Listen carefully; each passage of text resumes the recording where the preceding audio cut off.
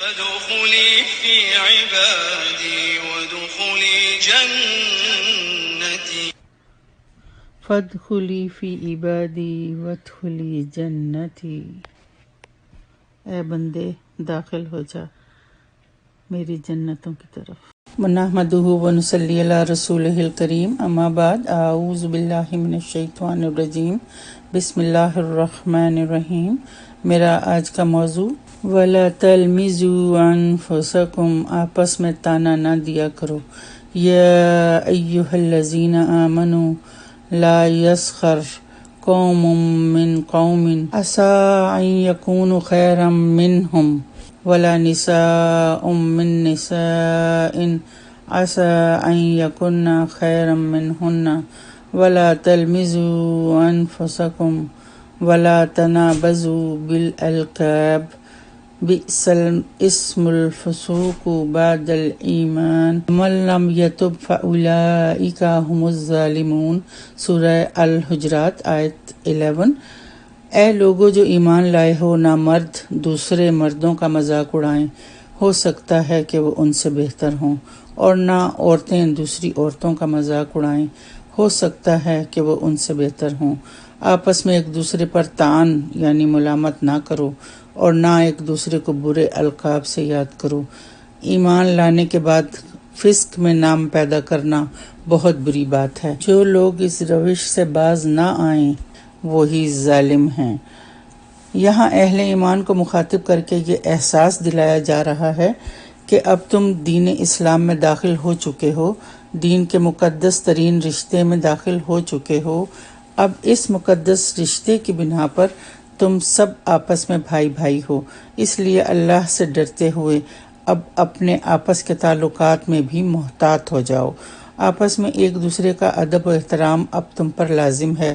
آپس کے تعلقات میں تم یہ بات قطعی طور پر فراموش نہیں کر سکتے کہ تم سب ایک دوسرے کی عزت ہو، طاقت ہو، اس لیے باہر صورت تمہیں آپس کے تعلقات کو بھی مضبوط کرنا ہے۔ زمانہ جاہلیت کی طرح تم اب زندگی نہیں گزار سکتے۔ ایک دوسرے کی عزت پر حملہ، ایک دوسرے کی دل آزاری، ایک دوسرے سے بدگمانی اور ایک دوسرے کے عیوب کا تجسس، در حقیقت یہی وہ اسباب ہیں جن سے آپس میں عداوتیں پیدا ہوتی ہیں، اور پھر دوسرے اسباب بھی اگر ان کے ساتھ مل جائیں تو بڑے بڑے فتنے جنم لے لیتے ہیں۔ سورہ الحجرات میں نبی کریم صلی اللہ علیہ وسلم کے حقوق اور آداب بیان کرنے کے بعد مسلمانوں کو ایک دوسرے کی عزت اور تکریم بھی سکھائی جا رہی ہے۔ باہمی حقوق و آداب سکھائے جا رہے ہیں جن سے ایک تمیزدار معاشرہ وجود میں آتا ہے۔ یہاں 3 چیزوں سے منع فرمایا جا رہا ہے۔ اول، کسی مسلمان کے ساتھ تمسخر یا استہزاء کرنا، یعنی ان کا مذاق اڑانا اور تذلیل کرنا۔ دوسرا، کسی پر طعنہ زنی کرنا، یعنی طعنہ اور تشنیع کرنا، مثلا دل دکھانے والی باتیں سناتے رہنا، بھپتیاں کسنا، الزام دیتے رہنا، اعتراض جڑتے رہنا، عیب چینی کرتے رہنا۔ تیسرا، برے القاب سے پکارنا، ایسے القاب سے پکارنا جس سے دوسرے کی توہین ہوتی ہو یا وہ اسے برا سمجھتا ہو۔ یہاں میرا چونکہ آج کا موضوع ہے کہ آپس میں طعنہ نہ دیا کرو، وَلَا تَلْمِزُوا أَنفُسَكُمْ، آپس میں ایک دوسرے پر طعن یعنی لعنت ملامت نہ کرو۔ تو میں آج اسی ایک نقطے پر اپنا فوکس مرکوز رکھنا چاہوں گی۔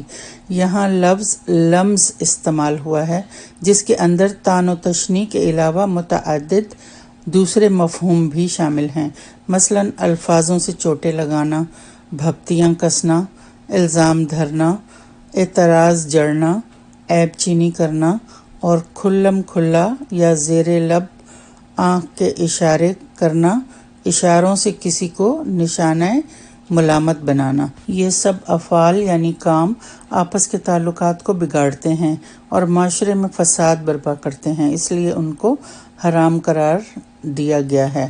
حدیث میں آتا ہے مومن طعنے دینے والا نہیں ہوتا۔ یہاں جو آیت ہے کہ ولا تلمزوا انفسکم، یعنی تم اپنے عیب نہ نکالو۔ ایک دوسری جگہ ارشاد ہے قرآن کریم میں ولا تقتلوا انفسکم، جس کے معنی یہ ہیں کہ تم اپنے آپ کو قتل نہ کرو۔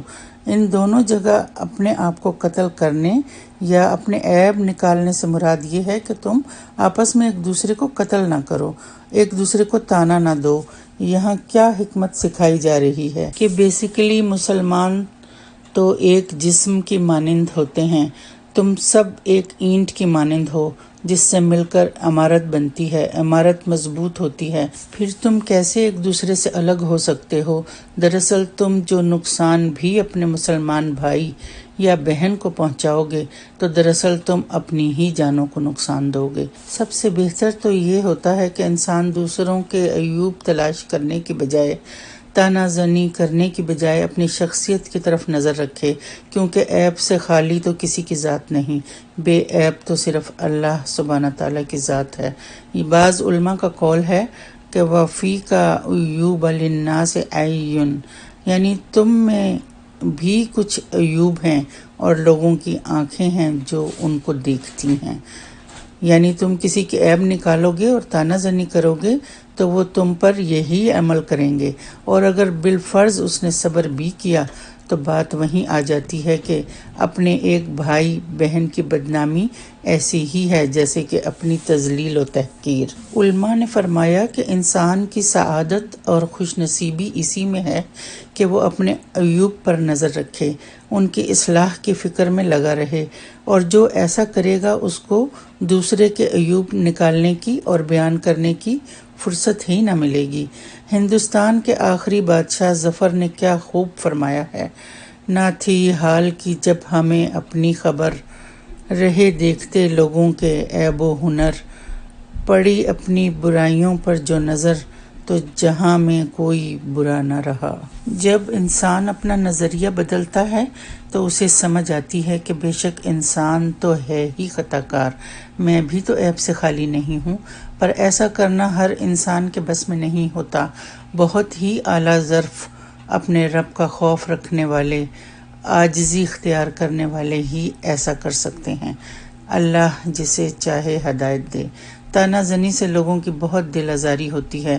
بعض اوقات انسان خود کو بڑا سمجھنے لگتا ہے، اللہ کی نعمتیں پا کر اترانے لگتا ہے تو اسے اپنے سامنے ساری دنیا ہی حقیر نظر آنے لگتی ہے، لہجے میں کڑواہٹ آ جاتی ہے، اور اسی گھمنڈ میں وہ لوگوں کی بے عزتیاں کرنا شروع کر دیتا ہے، دوسروں کو اس کی کمتری کا احساس دلاتا رہتا ہے، دل شکنی کرتا ہے، اس کے حالات کے تانے مارنا شروع کر دیتا ہے۔ اللہ تعالی ہمیں ہر طرح کے تکبر سے بچائے کہ متکبرین قیامت کے دن چیونٹیوں کی شکل میں اٹھائے جائیں گے۔